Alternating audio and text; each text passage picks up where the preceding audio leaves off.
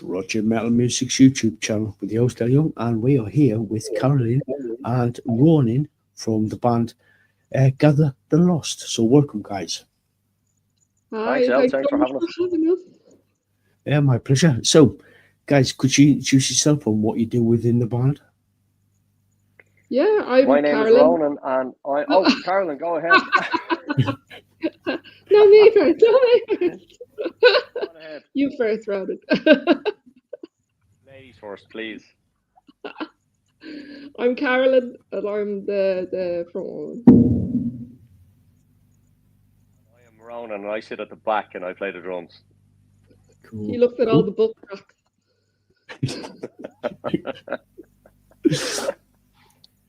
So, guys, let's dive into some questions. As kids, what were you listening to? We have the same story on this, don't we, Ronan? We have a similar Yeah, upbringing that we're the youngest of five. You go on, you tell. You yeah, tell the story. yeah. So I'm the youngest of five, and I had a lot of influence from older brothers. So I'm the youngest of five boys, so I had a lot of influence growing up.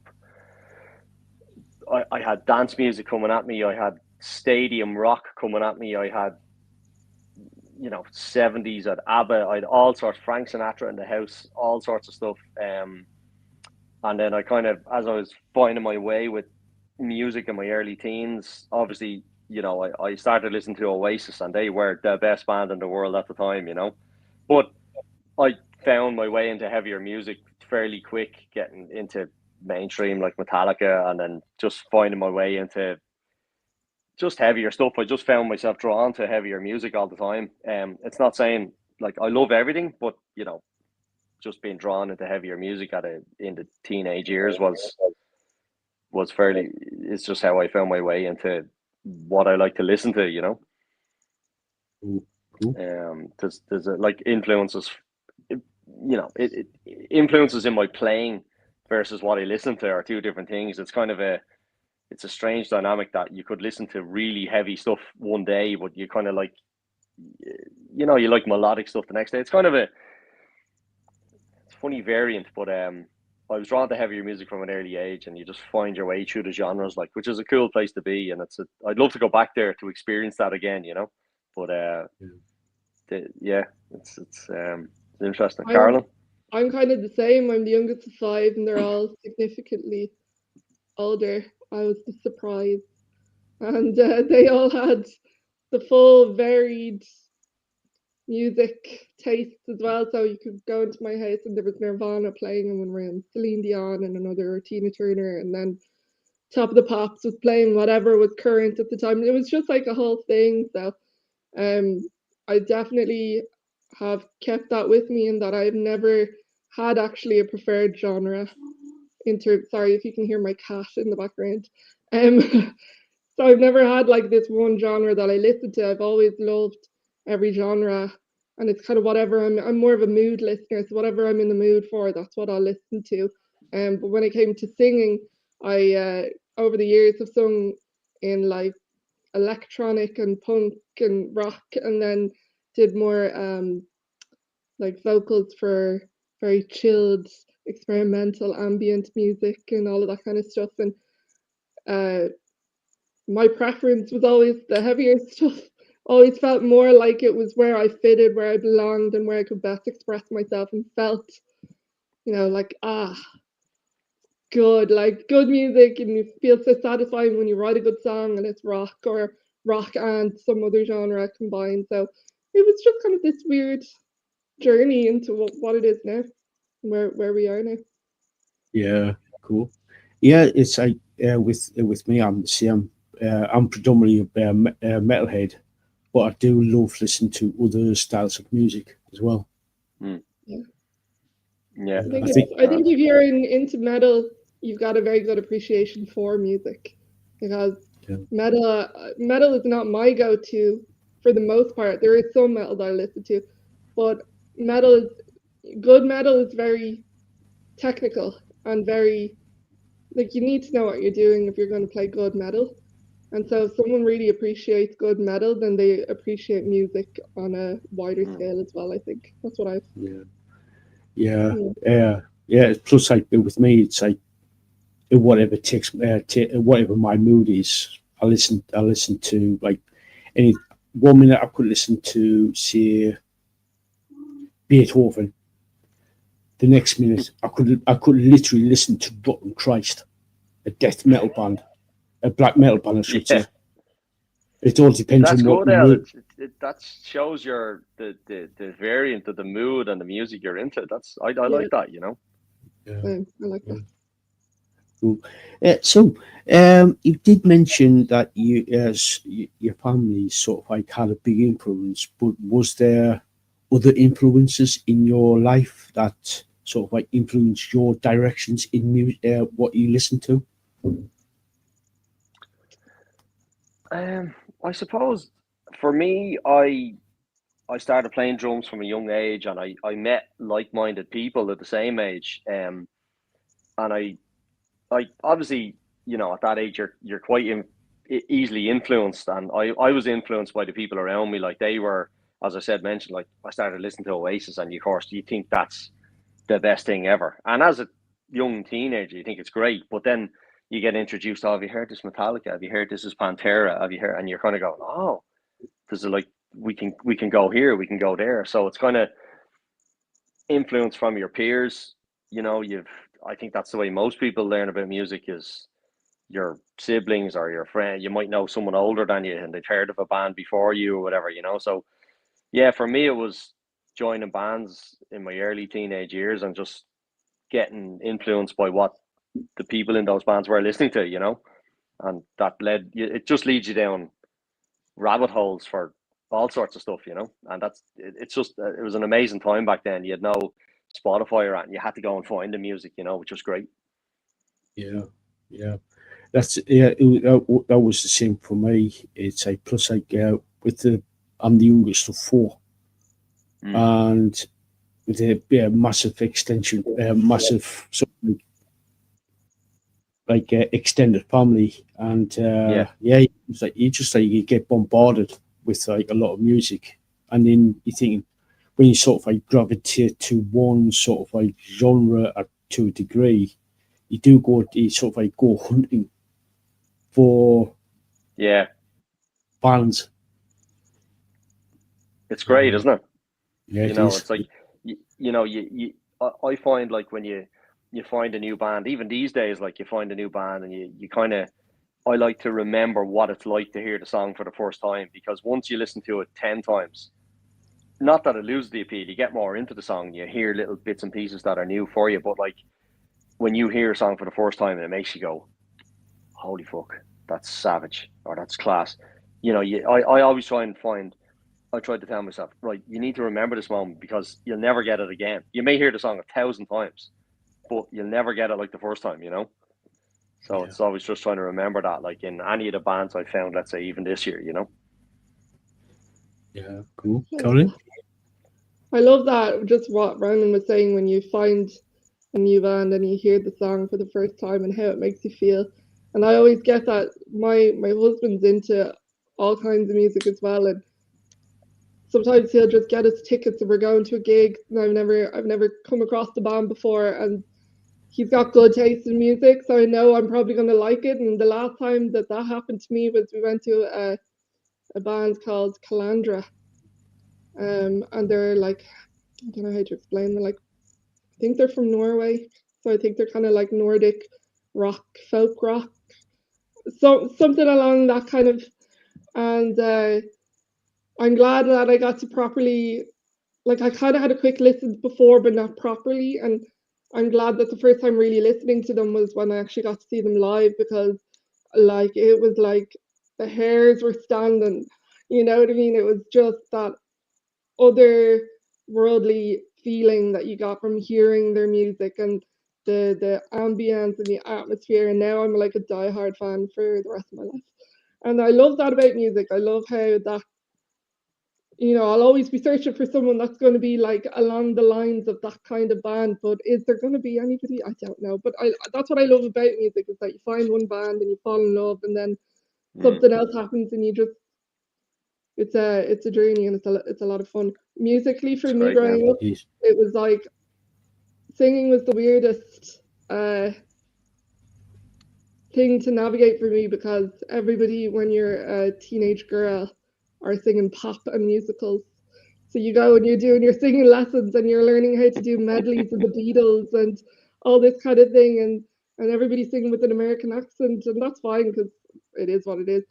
But as you start to get older, you're kind of looking at these different artists, the Cranberries and all of these people, and you're seeing how they're different and seeing how they sing differently, and that kind of starts to open your eyes a little bit. Gwen Stefani, the way she sung and the way she was real punk, and then in the midst of all of that, I was doing soprano singing as well, and I had a teacher that wanted me to become an opera singer, and I was 16 and doing that for a while, and then realizing opera's beautiful, but it's not where I am, and so it was a whole journey, and like that, it was a little bit harder to figure out where vocally I wanted to go, because I was into everything, and I had friends and family that listened to everything, that you nearly felt a bit like you were having an identity crisis half the time, because you're like, where am I? Because I like all of this stuff.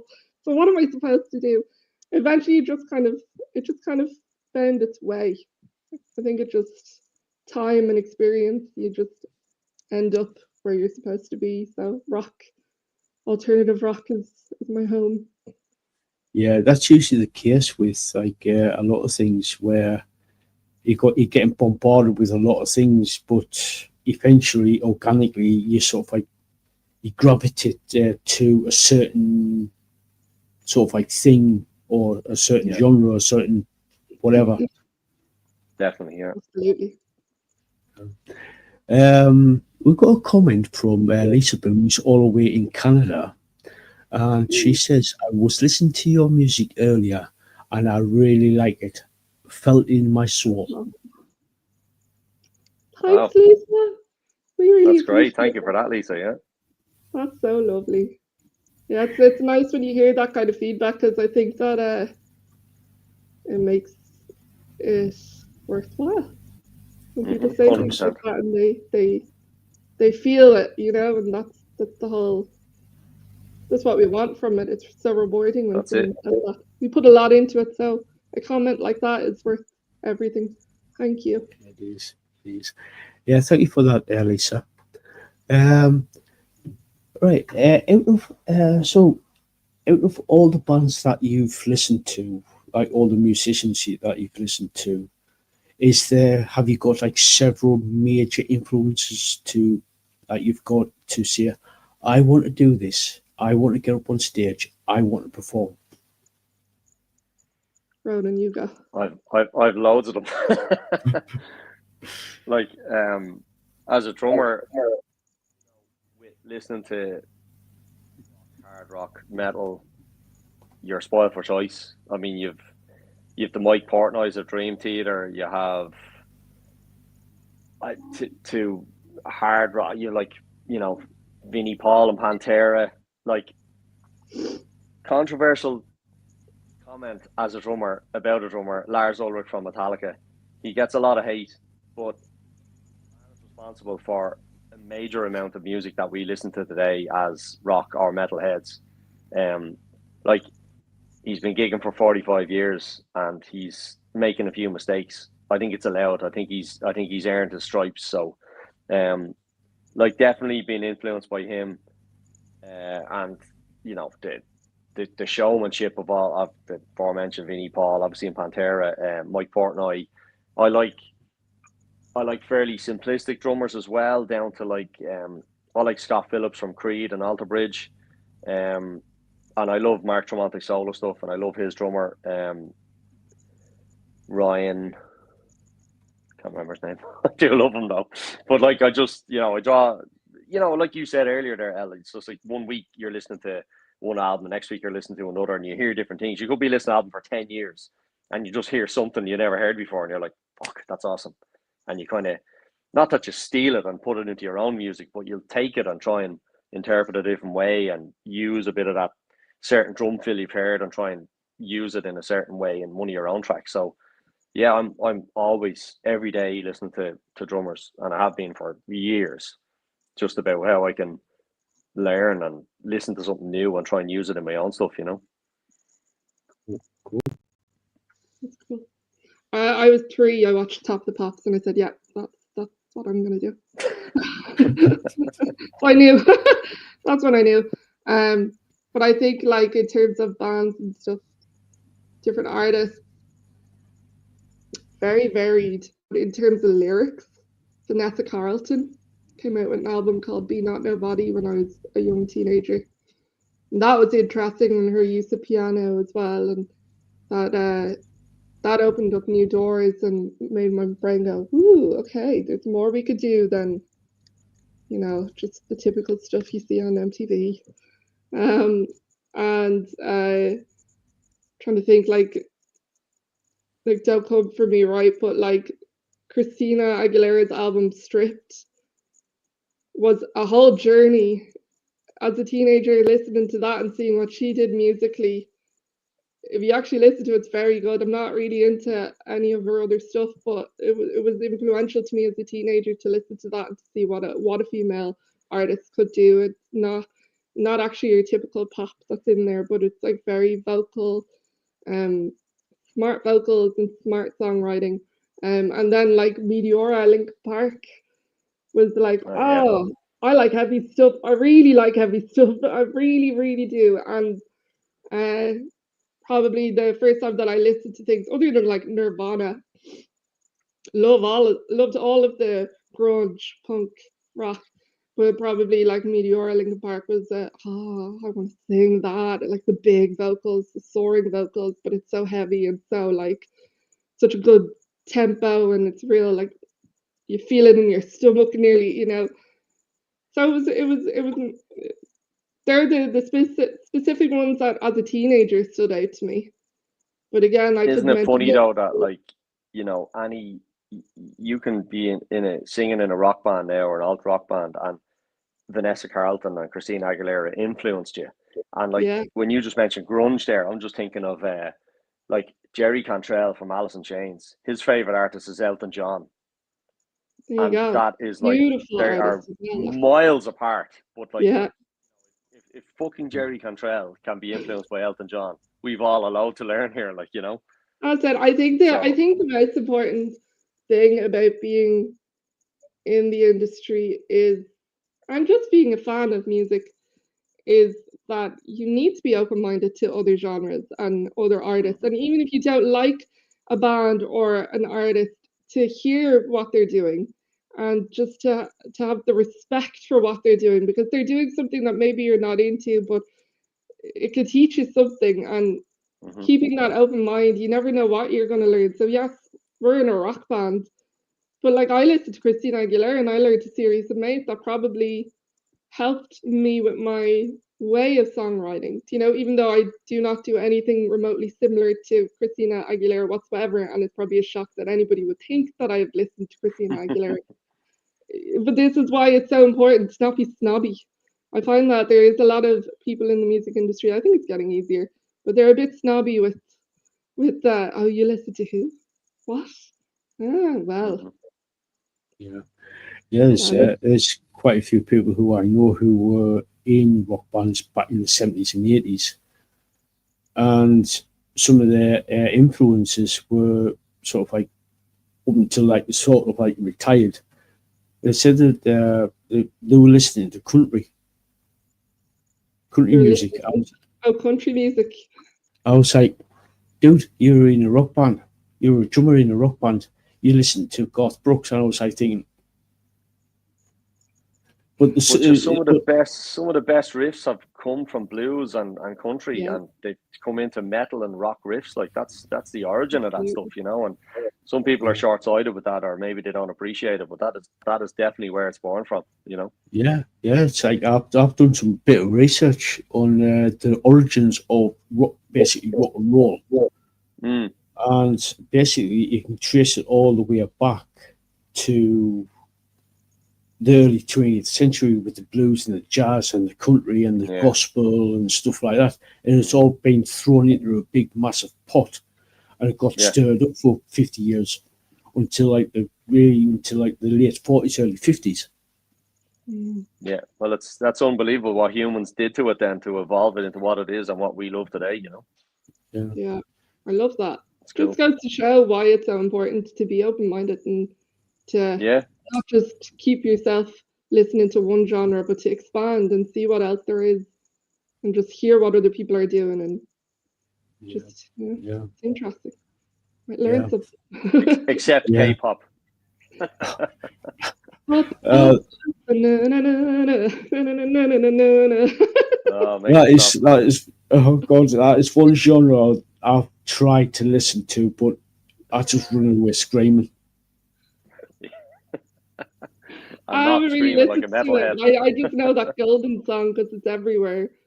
I don't really know any K-pop. Maybe we need to listen to some K-pop. Like I said, I sort of like listen to a little bit of it's a band called Baby Metal, which is J-pop mixed with metal, and it's just like Right. it's interesting, and I like them. Interesting. It's I know it's those girls. Yeah. What's the name of the band? Baby Metal. They're called Baby Metal, are they? They're called baby metal, and the genre is kawaii metal, which is meaning they're good. cute. I've heard a couple of bits of them just on the TV, and they're not bad. Yeah, it's sort of like the lead singer is Suzuka Nakamoto, and she's been doing stuff like this since 2008, since she was about 9-10-year-old. Yeah. So she stuck to her guns. Fair play to her. Yeah. Yeah. They're doing stages now and everything, so they've done very well for themselves. Yeah, like I said, when Baby Metal came out, it was back in December of 2010, I think. Yeah. Yeah. So been going strong. Cool. So, yeah. So anyway, right. We got a question from all the way from Australia, and she, Aussie Queen of the Rose. She asks, hello. How did you come up with the band's name? Gather the Lost. I came up with I'll go for a walk. I'll try and keep it quick. Just music in general for people tends to be where they could find themselves. So regardless of what you're going through in life, there's always some song out there that you can feel like you can relate to and you connect to. And like you said, you're a mood listener as well. As I'm a mood listener as well. So if I'm feeling sad, I'm going to find some sad music, or if I'm feeling like I want to go do a workout, I'm going to listen to workout music. But even growing up, when you're feeling, like lost as a kid or as a teenager, music was very much a safe space, and I didn't feel lost when I was listening to music. So the concept being gather the lost is that we're that for someone else, that maybe they'll listen to our music when they're feeling a certain way, and then they'll feel like they've got a home with us, that they're not lost with us. Do you know what I mean? So it's just the concept of what music it was to us, and that maybe that's what it is. Our stuff is for someone else. Cool. Thank you for that.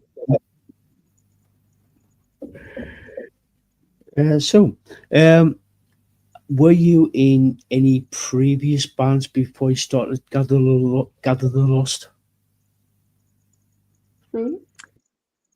Yeah, I've been in bands since I've been a teenager. I kind of, my mom threw me feet first into this thing in Dublin called the Rock School. No, it's not the Jack Black School of Rock, it's the Rock School. But it's essentially a dulled down version of that. A lot of kids, it's like on their summer break, get thrown into a proper recording studio, and you make pals and form relationships and start bands, and that's where it started for me. And I was in, you know, I think when you're a teenager, you meet, like I said earlier, you meet people, and like the guys I was in the band with, Fade and Neil, they're good friends of mine still to this day. And like we were teenagers, we were in like 3 bands together. So we like, we had enough of one band, started another band, called a different name, had enough of that, and then another name. And you kind of, you know, you as a teenager, you're finding your way through that. And then, so yeah, no, like, good few bands over the years, and you know, try and expose yourself to as much music as you can. I think, as you're kind of learning your trade and your instrument, and I think once you've, you know, I think you never know everything regardless of what instrument you're playing. I think every day is a school day, or every gig or every studio session you learn something more, no matter how many times you've been in that situation. So I think it's just constantly exposing yourself to different, either music you're listening to or bands you're playing with, you know, and you keep evolving that way as a musician, and try and be as the best part of your instrument you can be, and keep it positively moving forward that way, you know. Cool. Colin? Yeah, yeah, same. I was in loads of bands, all genres, and then eventually I took a break from the bands, and then I just worked on, so when producers would need a female vocal for a track, or they wanted to co-write with someone, I would come in on that kind of thing. So I did a lot of that ambient dance, electronic stuff, all mostly small time stuff, but more hobby wise. I think when I was doing all the bands, I was like, I'm gonna do it, and then I was like, I need to take a break. So then I was kind of wanting to just keep singing, and so I found myself doing a lot of these like projects with producers and stuff. And then eventually the time came when I was like, okay, it's time. Sorry, my cat. Can you hear him? Yeah. He's so loud. I'm so sorry. Um, again, eventually the time came when I was like, right, it's I want to get back gigging and being in a band and just that whole experience. There's nothing like it, nothing better than it. So, Gabby the lot. Cool. So what has the band been up to, especially over, say, the last 12 months or so? Oh, where do we start? We have had a busy 12, 18 months. So we started recording our debut album, say probably October last year. Was it? I think it was September, probably a little October bit last year. longer. I think we've been doing for about Was a it? year and a half. Yeah, well, it's supposed to be between writing, but we started the recording process Yeah. last September, October. So we've got a lot done as a DIY band. We've recorded our album, which is 90% complete. We've released one single, our first single, which was 2 months ago maybe. We're about to release our second single on the 19th of December, called Delusional. So we will be releasing the album then in full in April. Date TBC, but we will definitely announce that soon enough. But the band we've gigged in London. We traveled from Dublin to London to gig in July. We've done a lot of gigs in Dublin. We're planning gigs for next year. We've gone on board with Reaction Management. We've got a management on board with Jay there. So he's doing a lot of stuff for us. We're definitely trying to progress the band to the next tier. It's very difficult these days, as everybody knows. It's difficult with listeners, followers, all of the stuff that we have to do besides playing music and writing music. We're amateur actors. We're everything. But we're definitely pushing the band as hard as we can, and like everyone in the band does their bit to push it forward. So, along with an answer to your question, is in the last 12 or 18 months, we've been fairly flat out with pushing the band as hard as we can every week or every month. Whether it's recording, releasing, gigging, getting merch together, whatever it may be, to just keep the band pushed forward, you know. Cool. It's all building up to this next phase. I feel like it's like you go through certain times. So like this whole time has been about creating the album and getting ready for when we release the album, and then we enter this new phase of what comes when you release an album. And I think that this last year and a half to 2 years has been us in the build up to this next phase that'll come next year. So it's very exciting, busy. So busy. And we are set to come to the UK to play a few festivals and shows around the place. So we'll definitely keep everyone informed and up to date on that as it unfolds. It's kind of in the background been planned, and these things aren't easy to plan. So we're in the middle of all that at the moment, but we'll definitely be releasing dates of when we're playing, because the UK is such a good scene. So we definitely, we're received well over there in London in July. So we definitely want to keep that going. Cool.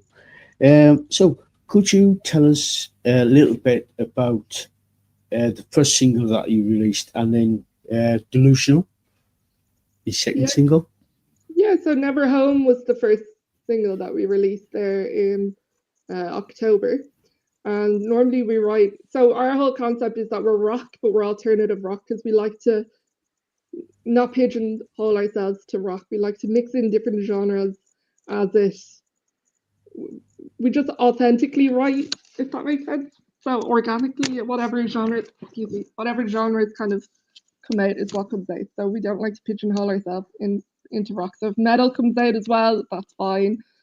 If, I don't know, but normally our stuff is on the heavier side. But Never Home was more of a rock ballad, and probably our only rock ballad that we have. And it was a song about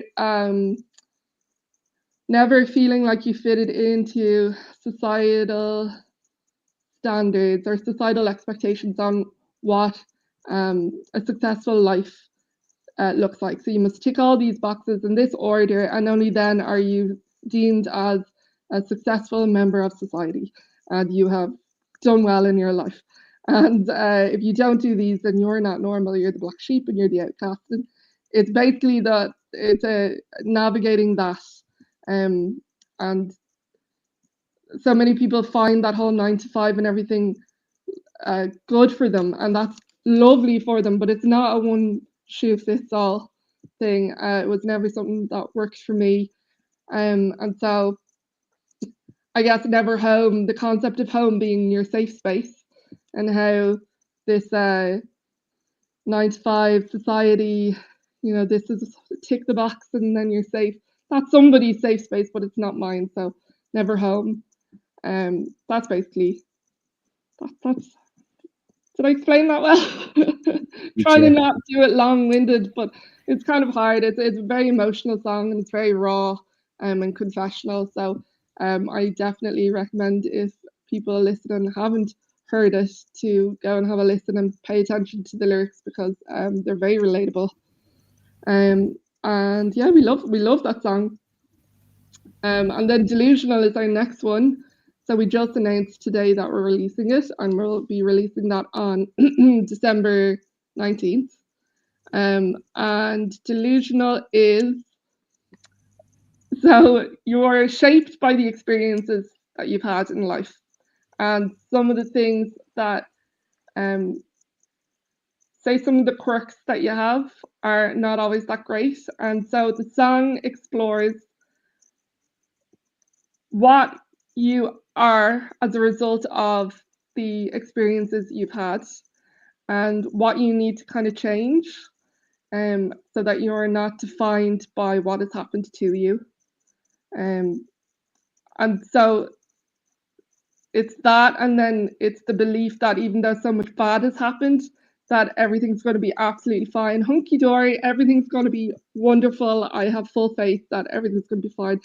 And it's the idea that it's okay to be a bit delusional, you don't have to be defined by all the crap that's happened in life, and you don't have to be a victim or have victim mentality. You can choose to rise above all of that, and it's okay to be a bit delulu.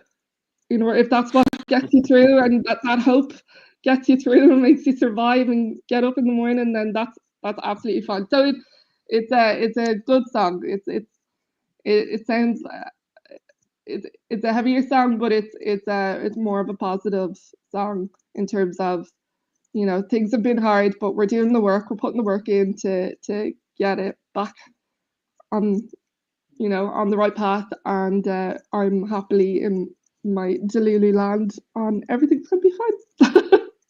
Cool, cool, cool. So, we've got a question from Lisaboo.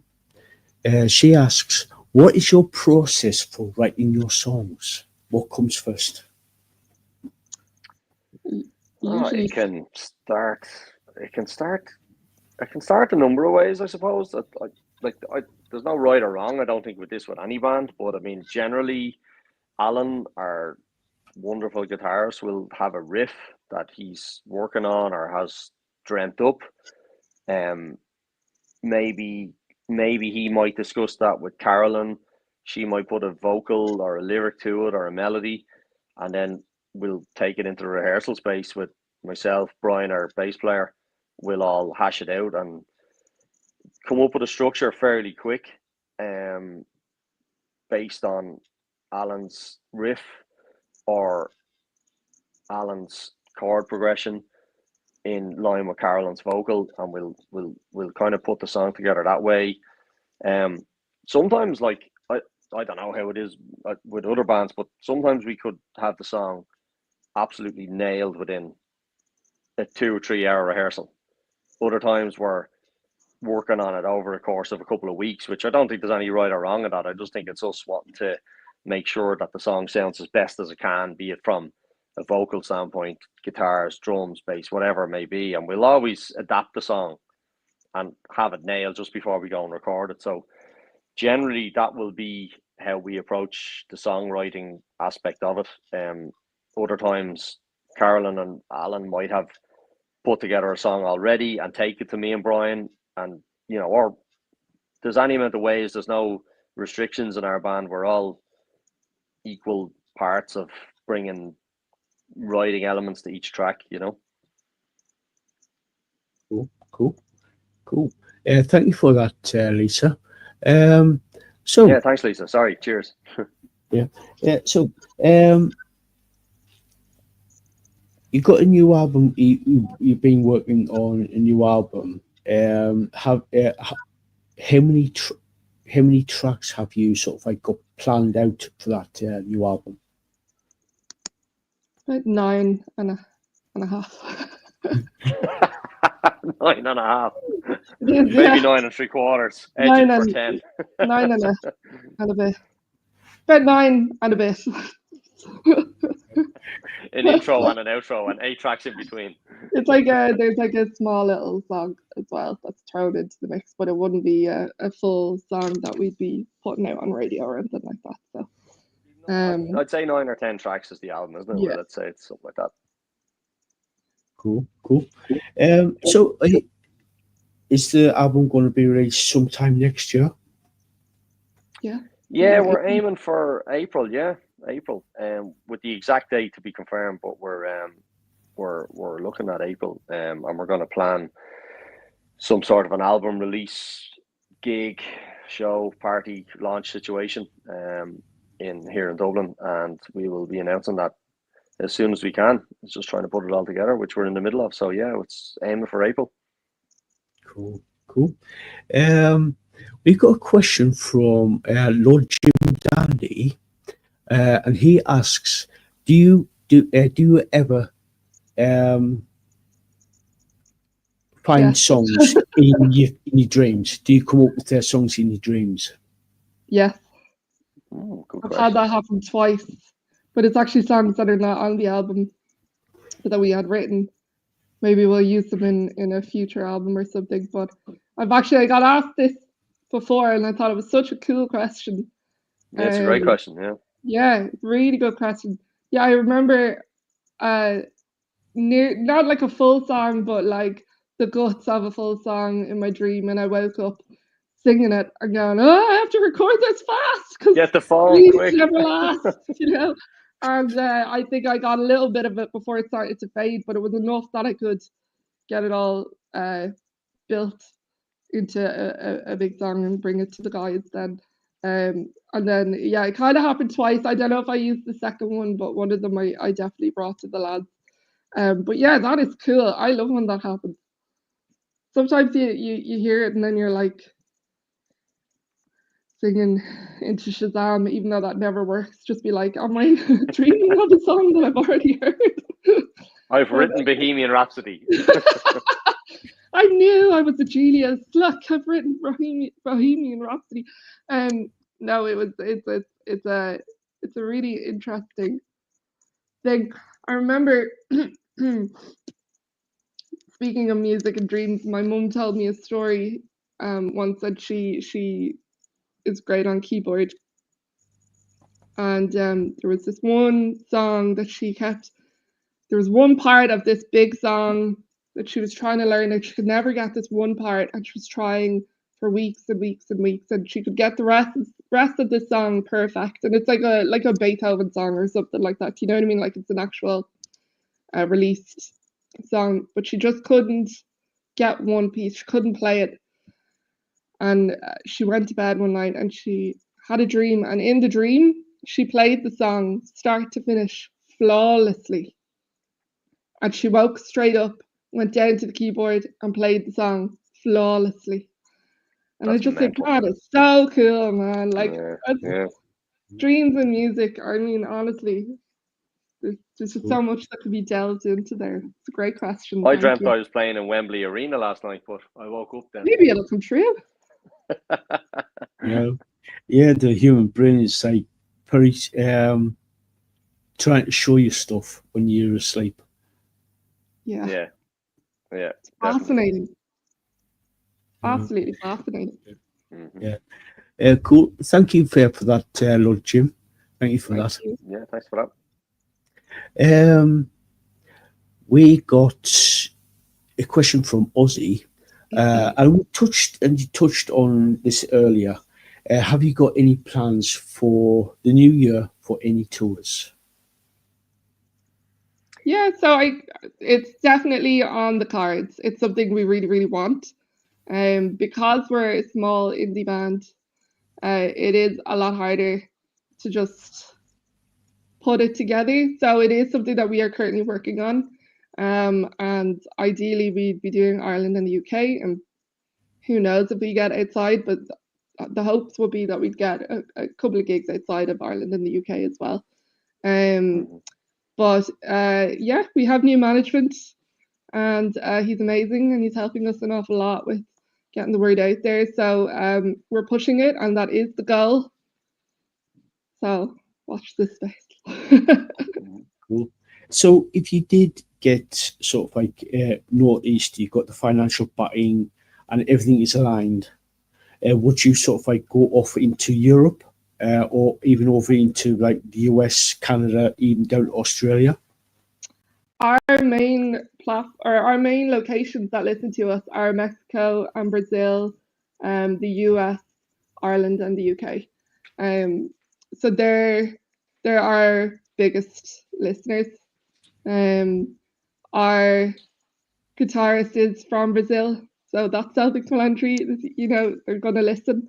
And our bassist is married to someone from Mexico, and so there's just it makes sense that those would probably, like in an ideal world, if we had no money restrictions, we'd fly off to Brazil, we'd fly off to Mexico, and but I think a little tour of Europe would be just ideal. I think that's something that we would really love to do. And even a tour. But if anyone from Sony Music or Live Nation is watching, yes, we will happily go to Brazil and Mexico to tour. 100%. So, yes. We will do it. Yeah. But yeah, if money wasn't an option, we would be going to wherever our top viewers or listeners are, and at the moment, that's where they are. But on a more realistic scale, Ireland, the UK, and Europe. Yeah. Cool. So thank you for that, Ozzy. So we've got a question from Lisaboo, and she asks, are you open to collaborating with another artist musician? If so, Who would you like to collaborate with?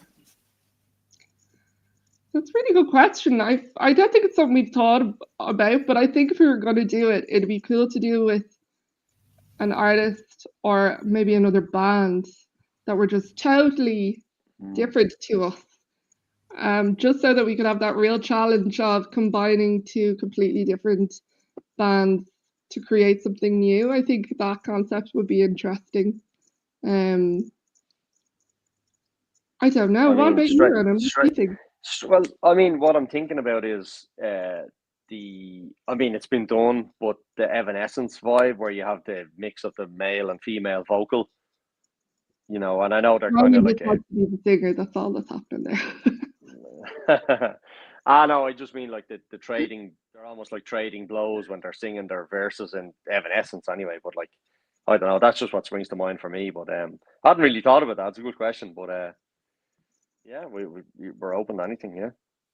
Yeah, I suppose if we did a collaboration on a song with someone, it would make sense that it would be maybe male vocal, someone with male vocals, just for that contrast. But I have such a deep voice that maybe they need to have a not so deep voice. I don't know how it would work. I already sound like a man. So thank you for that, Lisa. So we've got another question from Lord Jim Dandy. He asks, who do you think are the best songwriters, past and present? Fleetwood Mac. Yeah, Fleetwood Mac, David Can't go Bowie. wrong. Everything about them, flawless, spot on. Just doesn't matter what genre you're into. You can't say anything bad about Fleetwood Mac. They've got it perfect. So yeah, they're my holy grail. Yeah, like I don't know. There's any amount of them. There's so many. I mean, is there any greats these days? You know, in the future, I don't know. But I mean, we're talking about Freddie Mercury in the past, like ABBA, the Beatles, all of these Michael Jackson. unbelievable artists. Like, yeah, like is that coming down the line again? I don't believe it is. I don't know. There's just so many greats back then for the era, the genres, the time, the equipment, the studio abilities. Like back then was just they're on a different level. Yeah. You know, and that's why they are legends. So, you know, getting back to rock metal influences, anything you want to talk about, it all stems back from, you know, Elvis, the Beatles, all of that stuff. It's where the foundation for what we listen to now came from. So, yeah, I think like ABBA is great music, isn't it? Let's face it, everybody loves ABBA. If you're a metalhead and ABBA comes on, Dancing Queen comes on, you're dancing to it, and that's it. I don't love ABBA. It's what? Yeah. I think I think I overheard them. I think that's what it is. I think I respect what they do. Yeah. I just think I've overheard them. No, look, I hear you. I just mean that like they're like they were like a hit factory. They were just bang, knocking them out like just like for breakfast, you know. And they had something, is my point, that it was just from a songwriting standpoint, they're just bang, mega, you know. So many, hundreds of them back then, you know. I mean, there's obviously modern greats, but just the greats from back then, they just had something different, you know. Yeah, cool. Yeah, there's some really good, legendary songwriters from in the past. It's like it's like is it to be repeated? You know, the question can go around in circles forever. We could talk about this for days, you know. But it's like, will it ever be repeated? I don't know. Like, is Taylor Swift doing it? You know, not really. They're grand, they're great, but you know, they're not legendary. So I mean, they're money makers now. That's what they are, though, isn't it? Like we think of like Freddie Mercury, but like you give it 50 years from now, and then the young people will have a different idea of who their Freddie Mercury is. Do you know what I mean? So it's always going to look different as time goes on. though, like people people will still be singing Bohemian Rhapsody, like Taylor Swift. Yeah, for sure. Come They'll and also go. sing in like Lady Gaga. Maybe Lady Yeah, no, I Gaga know was that, of the course, newer. yeah. You know, but that's Yeah. what I mean. It's like it.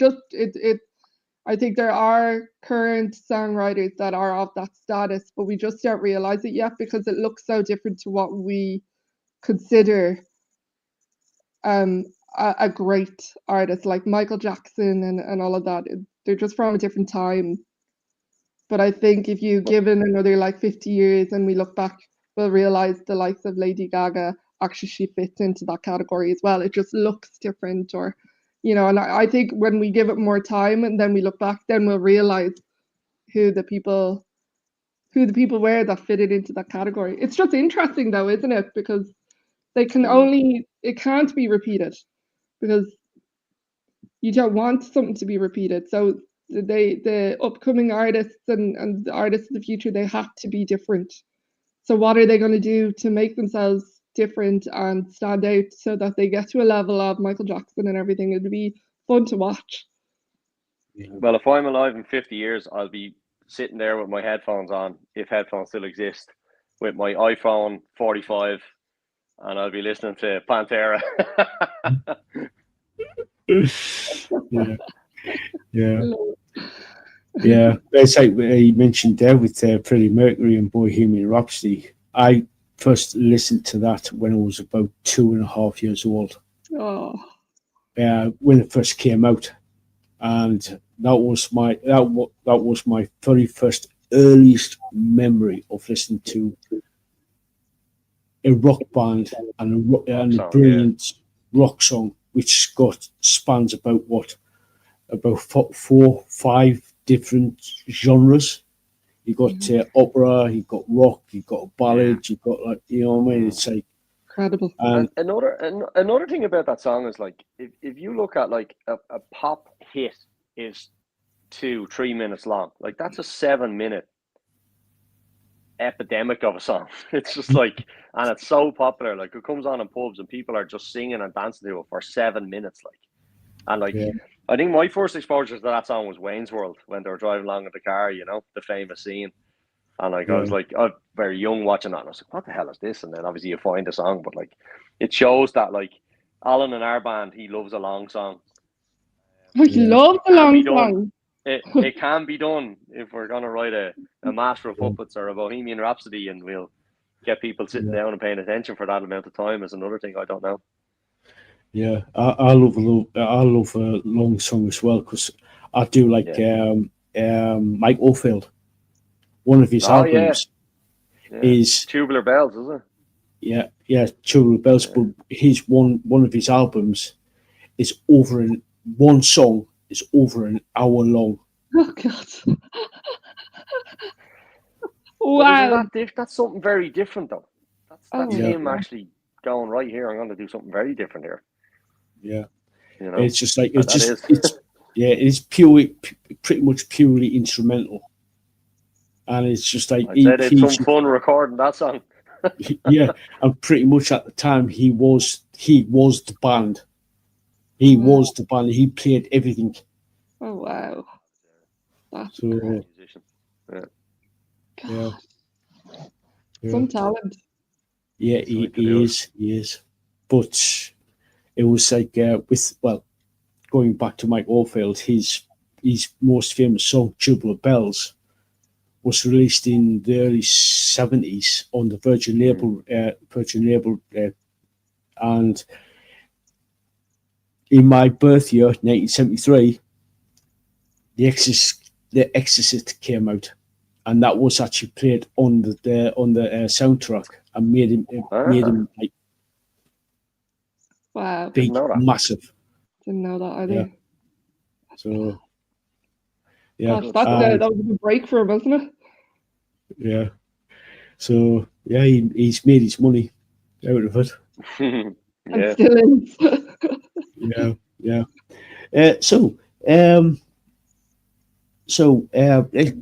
Carry on. Thank you for that, Lord Jim Dandy. Thank you for that. Yeah, thanks for that. Where are we? So, have you got merchandise? Are you planning on bring out new merchandise? We have container loads of merchandise. There is trucks out the front here at the moment, loaded with t-shirts. We Got a bit joking bag aside, of it upstairs. That's all. no, we do. We have there's a link in our, I think it's on our Spotify and on our Instagram page of links for t-shirts. We are looking at a new line of stuff for next year with all sorts of little bells and whistles to coincide with the release of the album. So we will have, like, there's t-shirts there at the moment. If people want to go on, I think they're relatively cheap. If people like what we're doing, they can obviously sport a t-shirt. And we will have a few other bits and pieces, possibly vinyl, for people who like listening to vinyl, and a lot of people do. It's kind of cool. So we'll have a bit of that coming out, and other bits and bobs for the new year. So keep your eyes posted on our Instagram for updates on that. And we are trying to run a little campaign at the moment for a little couple of t-shirts of a giveaway on our Instagram. So if you want to go and check that out, people can jump on there and give us a follow and reshare our stuff. And we're going to try and give away a couple of t-shirts and a few other bits and pieces soon enough. Yeah. Cool. I've just seen Ozzy say yay final. She normally asks this. She normally asks if you can afford it, if it's like financially viable, would you do like a sort of like a limited run of vinyl? Yeah, I think doing probably vinyl would, in yeah. general is something that we would like to do. Again, it depends on what the demand is. Anyone we've spoken to about it has been open to it, but I'd say we would start with a small amount and then see what the demand is at that point, and then decide from there whether we create more vinyl or not. But it is something that we really want to do, and we're hoping that we will be able to do. So we'll start with a limited number, and then if the demand is there, we'll come out with more. Cool. Yeah. Cool. We've got a question from Lisaboo. Thank you for this. Thank you for reminding me about this, Lisaboo. She asks, do you have a favourite venue and a dream venue? Oh. I think I'd love to just play Electric Picnic in Ireland. It's kind of our. It's not as big as Glastonbury, but it's like Ireland's Glastonbury. It's as big as it gets festival-wise in Ireland. So, I think at the moment that's the dream. That's the goal for me. What about you, Ronan? Well, a dream for me is the Olympia Theatre here in Dublin. It's such a legendary venue. I've seen dozens of bands there through the years, dozens of acts. It's such an amazing spot. Like, I've stood on the stage. I've never played there, but I will get there one day. With like, just crowd is on top of you with a wall of people, and it's just such an amazing place. I mean, it's easy. It's easy to say you want to play Wembley or something like that, and of course, but just for me at the moment, like, I want to keep my aspirations achievable. So, the Olympia in Dublin. When I was a teenager, we had to do it's pit singing. So it's where the orchestra go. So you're in the pit, and there's a bunch of us doing harmonies and stuff for the show that was on. So I could say technically I've sung there, but I wasn't like actually on the stage. You know what I mean? I was in the pit. That's closer than I have.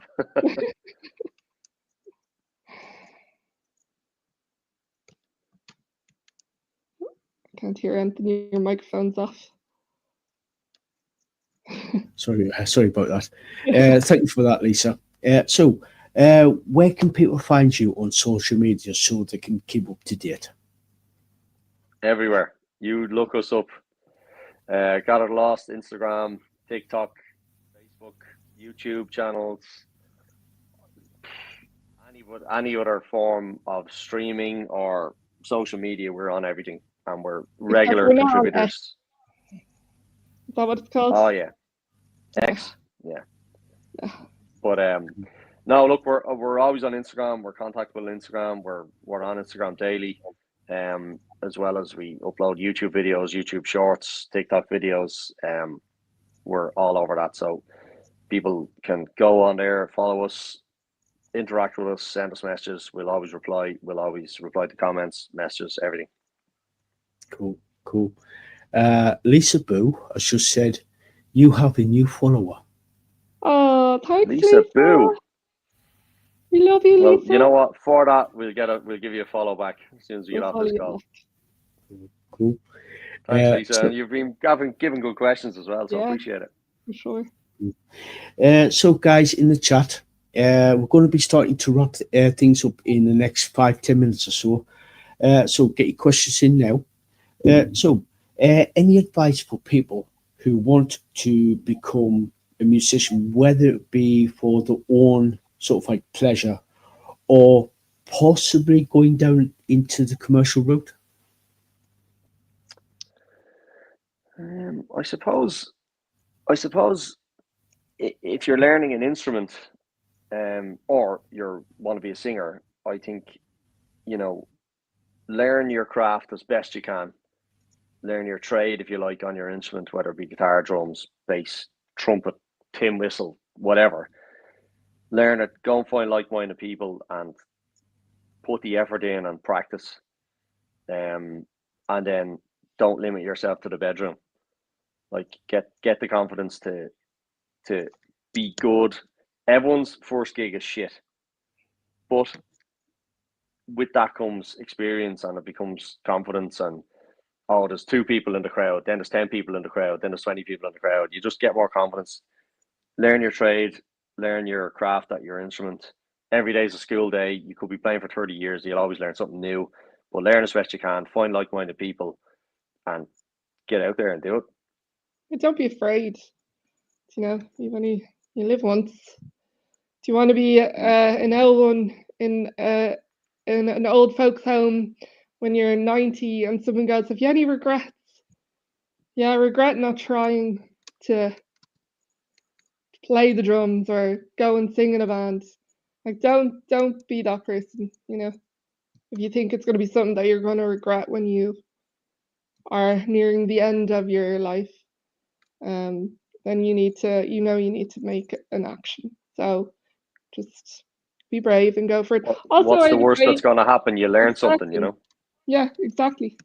And also I would say there's really good resources these days that weren't there when we were starting off.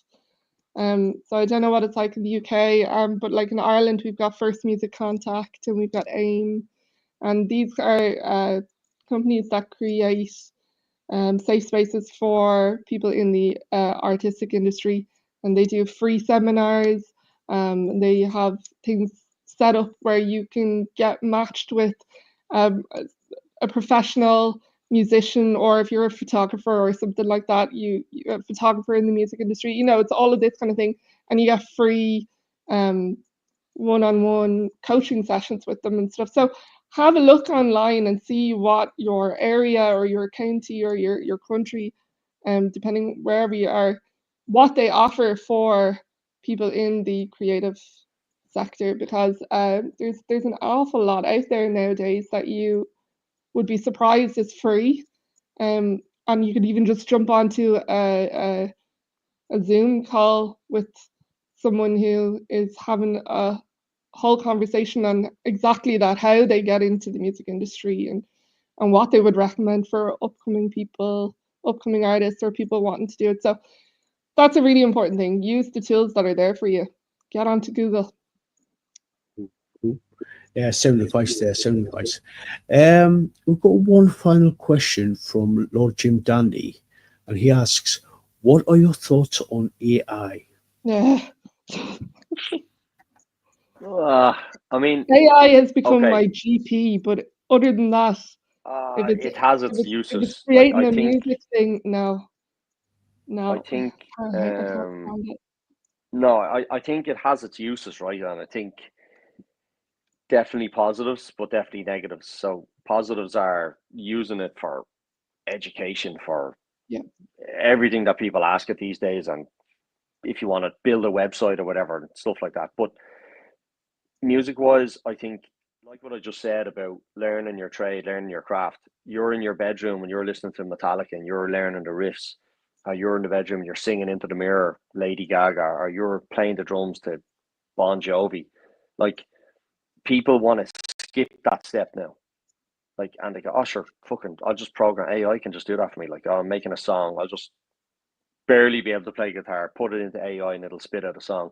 So I think people need to make sure the connection's not lost between what you're actually doing physically with your instrument or your voice versus putting it into a program. And the program, like, there's AI bands out there, they have millions of streams on Spotify, and it's fucking bullshit. Like, it's not it's so not disheartening for us because we put so much, we've put years into this. Like, this band might only be together like since the pandemic or whatever, but like we've all been working for years at our craft, and like the money that we have put into getting to be able to do what we do, like, it would shock you. Do you know what I mean? And so when someone just goes, oh, I'm going to create an AI song, and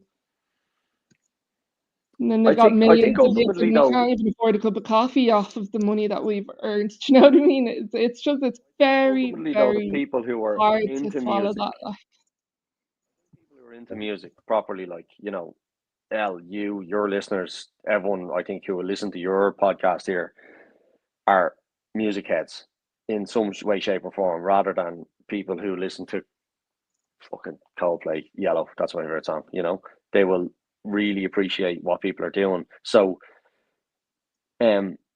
actually, a quite not a famous drummer, but a well-known drummer I follow from a very well-known band in England put up a post on Instagram yesterday, and he goes, "Ah, this tune is a banger." And I listened to it for 5 seconds, and I went, "That's fucking AI." Went and had a quick look. Turns out it was an AI band, and I messaged him and I said, "You know that's AI," and immediately messaged me back, "No, oh my god!" Like, and I was just like, "If this guy can be fooled, like, what chance have we got?" This guy is an established musician, like, and I was like, fairly shocked at it, to be honest. But like, sorry, so long-winded answer, L, to your question. AI in music, I think it has its place, but like, I don't want to see an AI band. I don't want to hear this fake vocal that AI has. I just, for me, I'm analog in that sense. I don't want to. I'm all for progression. I'm all for technology. I'm all for AI, but I'm not for it in what we're trying to do. You know, and if people want to go and listen to AI music, that's fine. Let them at it. I think as well, another perspective of it as well is that people want to be in music and they might actually be really good at music, but they skip the whole process and just go straight to AI, create AI, and get successful doing AI music. But they're missing out on the whole journey that is just maybe so much more important than the success. The success is what you hope for, but there's a whole journey that goes into it, the experiences that you make and that you have, the people that you meet, and the life lessons that you learn.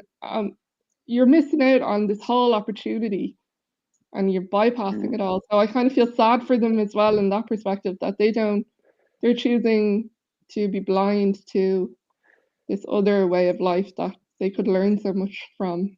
The one thing AI can create is a vibe and a feeling at a gig or a festival or a show where there's 4 or 5 people on stage with instruments mic'd up to a PA and there's a couple of thousand people there. AI can't do that. So, you know, that'll always be there. If people want to dance around to a robot or a Spotify playlist, that's fine. Does that answer your question, Al? Thank you for that, Lord Jim Dandy. Yeah, we've got a couple of comments.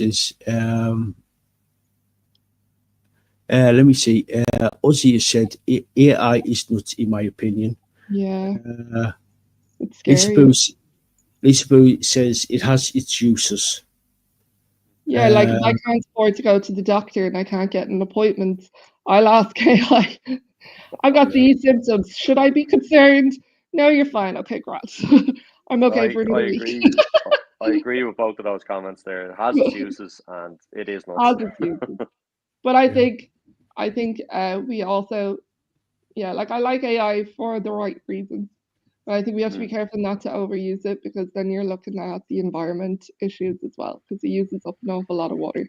And we've done so much. I'm not going to go into it, but we've done so much as a society to be better, be more sustainable, and then we're throwing AI into it, which creates a huge amount of problems. So we just need to be careful that when we're using AI, we're using it the right way, and not, we could also just Google something. Do you know what I mean? So yeah. So anyway, thank you so much for coming on. It's been a complete and utter blast. It's been absolutely amazing. And so any want to start wrapping things up. So have you got any final words? Well, just thank you so much for having us on and for giving us your time. Thanks so much to everyone for all their lovely questions. And we really appreciate everybody logging on and having a listen, and go on to our socials and give us an old follow. And like Ronan said, we're very interactive on social media. So if you comment, we will reply. We're chatty, No, thanks for having us, Al. We appreciate it. It was a bit of crack, and we appreciate all the questions and the comments there. It was great to hear people's direct feedback and get questions from them too. Cool. Yes, it's been absolutely brilliant, and thank you everybody in the chat there who actually contributed with all the comments and questions. So, guys in the chat, if you haven't already, go follow Gather the Lost. I have put all the links down in the description, and Lisaboo and Ozzy have been putting the links out in the chats. So go follow. Pre-save Delusional. If you're on Spotify, you can pre-save Delusional now, so that you get notified on the 19th when it's out. Cool. So, Caroline, Ronan, thank you so much for coming on. It's been a complete pleasure to actually meet you guys. It's been a lovely chat. Al. Thanks a million. Yeah. Thank you. Thank you. So, guys, we're going to end it there. So, until next time, we'll catch you all later.